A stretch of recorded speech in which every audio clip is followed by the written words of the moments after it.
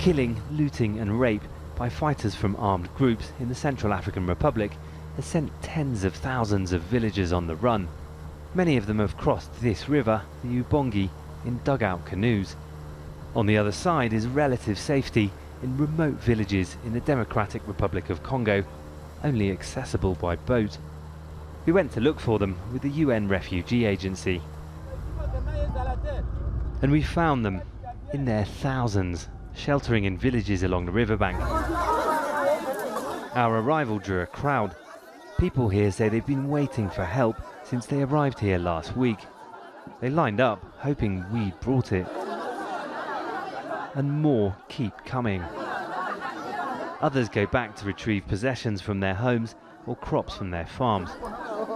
That's what ELISE BEKPOMA tried, but she came back with nothing.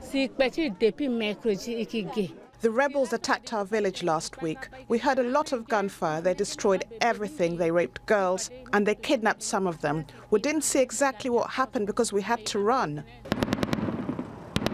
Violence escalated since elections last month, which political opposition says were rigged.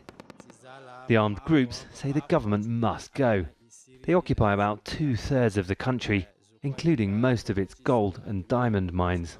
The armed groups now control the villages that we can see just over there on the other side of the river. People who live on this side say they can hear gunfire when they're fighting. This is one of the homes of one of the usual residents of the village of Songulola. It's basic, but the village has been completely overrun. Its population swollen by about 20 times.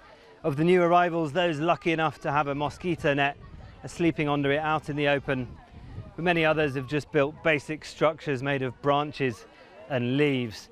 They're exposed to mosquitoes, malaria, and everybody here says that there's hardly any food to eat or clean water to drink. People told us they're eating whatever edible plants they can find in the bush.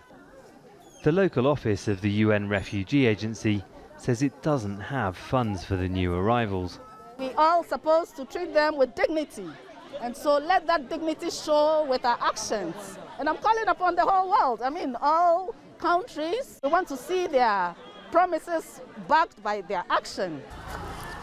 It's not safe to go home, but without help they can't relocate and settle here in Congo. They're wondering how long they'll be stuck here. After a few hours, we had to leave. People here desperately hope somebody will soon come back and help. Malcolm Webb, Al Jazeera, Songulola, Democratic Republic of Congo.